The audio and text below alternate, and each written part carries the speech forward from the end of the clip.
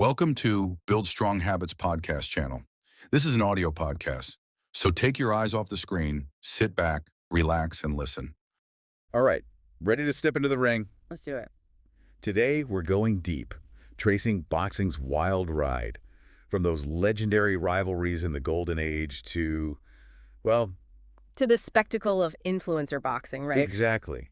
It's amazing how boxing has not just survived, but really thrived through all these changes. It's wild, isn't it? Reinventing itself to connect with each generation. I think it's more than adaptation. It's like boxing taps into something primal, you know? Oh, absolutely. That fascination with competition, the spectacle. Yeah, it's all there. So to understand this evolution, we need to go back, way back. Back to their roots. To the Golden Age. Where boxing went beyond just sport. It became a part of the culture. All right, so let's talk about those legendary clashes. Ali versus Frazier, Ali versus Foreman. Those were events. Huge events. They captivated the whole world. They were more than just fights. And that wasn't by accident, was it? No, not at all. Guys like Don King, they were masters. The promoters, they understood how to create a spectacle. They knew it took more than just two guys in the ring. Right. You need a story. A narrative that really resonates. And they were brilliant at crafting those narratives. Brilliant. Like the fight of the century. Ali versus Frazier back in '71. Yeah, 71. Ali the outspoken, the rebel, going up against Frazier. The quiet warrior. A total clash of styles, personalities, even their political views. It all played into it. And the promoters, they used that, didn't they? Oh, they played it up perfectly. And they knew how to use the media frenzy, too. Every press conference, a performance, every quote, a headline. And the media, they loved it, fueling that public fascination. And the results. Global viewership, 300 million people. Can you imagine that? 300 million. And the revenue, something like $20 million? That's massive, even back then, over 130 million in today's money. It's mind-boggling. Yeah. Then you have the Rumble in the Jungle, Ali versus Foreman in '74. Oh, man, Don King, he took things to another level with that one. Staged it in Zaire, turned it into the celebration of African heritage. He even had a pre-fight concert with music legends, James Brown, B.B. King. It was an experience. Yeah. More than just a fight. He knew how to create that, King did. An experience beyond the fight itself. Tapped into the culture, made it global. And people responded. A record-breaking $100 million globally. You have to admire that. Understanding your audience, delivering that experience. Marketing genius. Absolutely. These fights set a new standard for boxing, showed the world what it could be. Then the landscape shifts again. A new kind of energy arrives. Mike Tyson, a force of nature. Oh, absolutely. With Tyson, the story changed.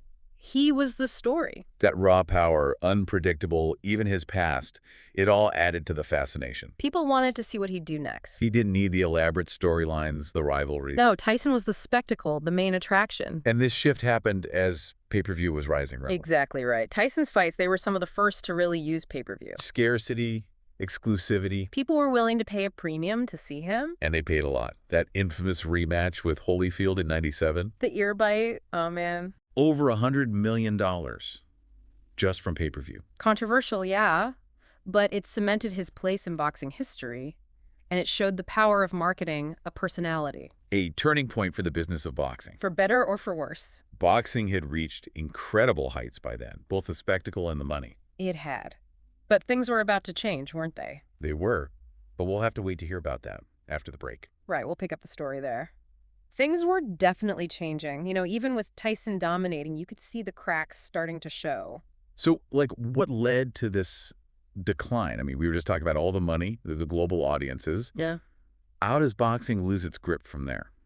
It wasn't just one thing, more like a combination. One thing for sure was the different boxing organizations popping up. Right, each with their own champions. Exactly. So for people just casually following, it got confusing. It kind of dilutes it all, doesn't it? It does. If everyone's a champ, then who is, really? Right, it loses its meaning. And then you had pay-per-view.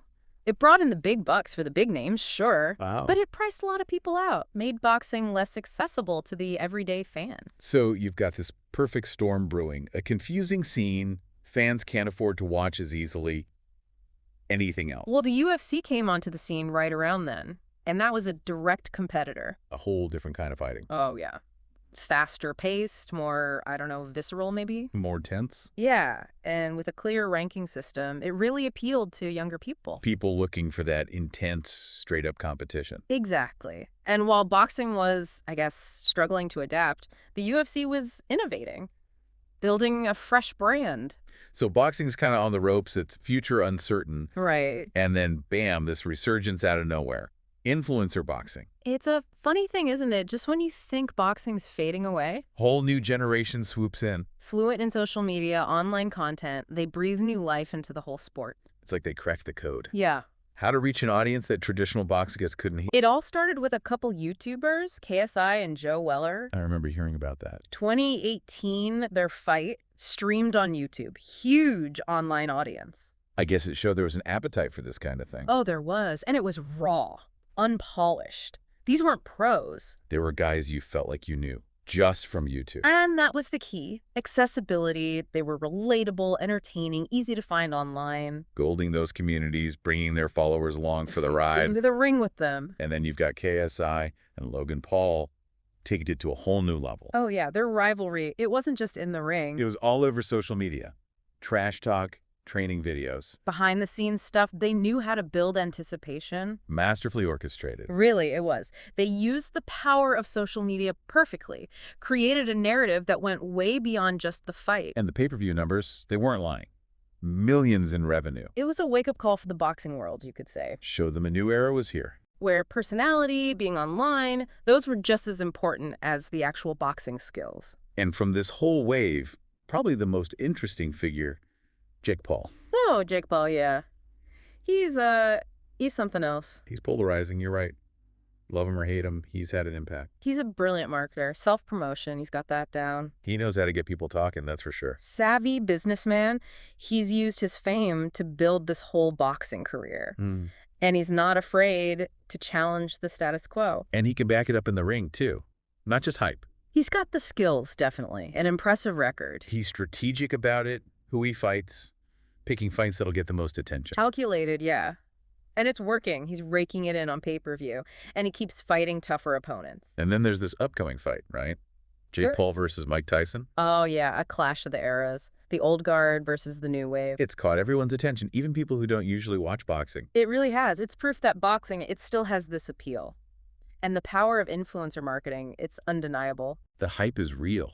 Ticket sales are crazy. Some ringside seats going for millions. They've got Netflix involved, broadcasting it to the whole world. It's crazy to think boxing's come full circle. From those crafted stories of the golden age to now these raw personalities of the influencer era. It's always been about the spectacle, Yeah.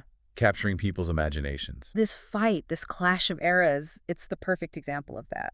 Amidst all this, the spectacle, the hype, there's a lot to learn here. Not just for boxing, but for anyone trying to build something, to connect with an audience. Yeah, storytelling, the power of personality, how important it is to adapt. These lessons, they go way beyond the boxing ring. They do. So as we wrap this up, I think the big takeaway here is this. Boxing's evolution, it's got valuable lessons for everyone. It's not just about boxing. It's about how to connect, how to tell your story, how to stay relevant in a changing world. It's about the power of personality. Exactly. So as we step out of the ring and back into the world, think about how you can use these lessons. How can you be a better storyteller? How can you connect with your audience? This deep dive has given us a lot to think about. It's been a knockout journey. Thanks for joining us. Until next time, keep exploring, keep learning, and as they say in the boxing world, keep your guard up and your chin down. Thanks for listening. If you enjoyed this podcast, don't forget to like, share, and subscribe to Build Strong Habits.